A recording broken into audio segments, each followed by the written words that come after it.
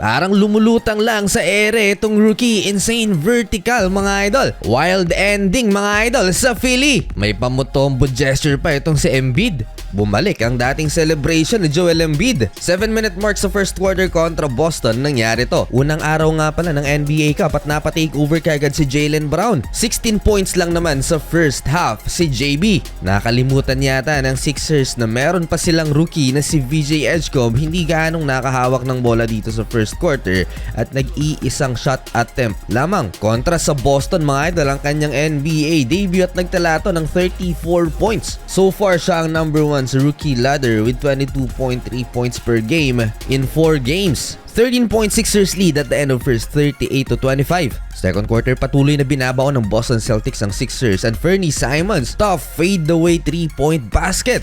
Laging may sagot ang Boston Celtics sa naitatalong field goal ng Sixers. May counter si Tyrese Maxey, napakalayong tres pero malaki ang kanilang hinahabol, 49-35. Halfway, Joel Embiid supalpal ni Fernie Simons at sa opensa ng Celtics 3-pointer from the corner ng former Blazers. More ball touches para sa rookie VJ Edgecomb dito sa second frame. Tough shot over Luka Garza. Nagkasunod-sunod ang puntos ng rising star ng Sixers. At ang maganda sa laro niya, hindi lang pang ilalim, may mid-range, kayang tumira sa labas at kayang sumalaksak syempre dahil sa kanyang athleticism. At ayon na rin mismo sa veteran point guard at NBA champion na si Kyle Lowry, hindi average na rookie si VJ Edgecomb. Another one for VJ, early offense, hindi pa gaanong nakakapag-ready sa depensa ang Celtics, ayun, and one basket. Insane vertical ng rookie. Mas na-involve sa offense si VJ Edgecomb dito sa second frame, assist kay Andre Drummond. Rare 3-point basket para sa big man. Another assist from the rookie kay Kelly Oubre Jr. naman, and one from 24-point Celtics lead down to 11 halftime, 68-57. Second half, lumiliit palalo ang lamang ng Boston Celtics at from 24-point lead down to 7 at the start of the third quarter. Nang simula dito sa second half ni Joel Embiid, mukhang okay yung tuhod ni The Process na supalpal pa niya si Derek White in transition at nag-alam mo tombo gesture. Nawala sa rhythm ang Boston Celtics na technical pa si Jaylen Brown matapos magreklamo sa official na dapat no call sa play na to. Dahil prone pa rin sa injury itong si Joel Embiid, limitado sa 20 minutos ang kanyang playing time kontra Boston. Baba pa sa tatlo ang lamang ng Celtics, 72-69. Likado pa ang Boston Celtics, tabla na sa 72 ang talaan sa floater na to ni Tyrese Maxey and VJ Edgecomb. Pinakitaan ng handle si Sam Hauser. Napakabilis ng pangyayari, binigyan ni VJ Edgecomb ng dunk ang Philly. The shovel. Skywalker.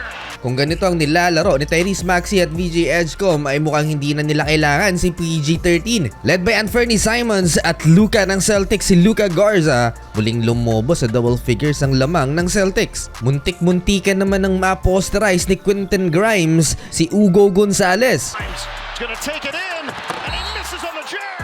Natapos ang third quarter, naghahabol ulit ang home team, 89-82. Battle of role players, Sam Hauser 3-pointer and Adam Bona with the Euro. One-on-one, panoorin nyo kung paanong ni-lockdown ng rookie VJ Edgecomb si Fernie Simons. By Edgecomb, 7 to shoot. Wow. May advantage sa close out ang Boston Celtics at dito na nga nila pinaramdam sa Sixers na hindi basta-bastang bibigay ang visiting team. Balik sa court si Joel Embiid, sinubukan kagad ni Fernie Simons ang tuhod ng big man. Gamit din ang tuhod na sa pool ni The Process ang alaga ni Hugo Gonzalez.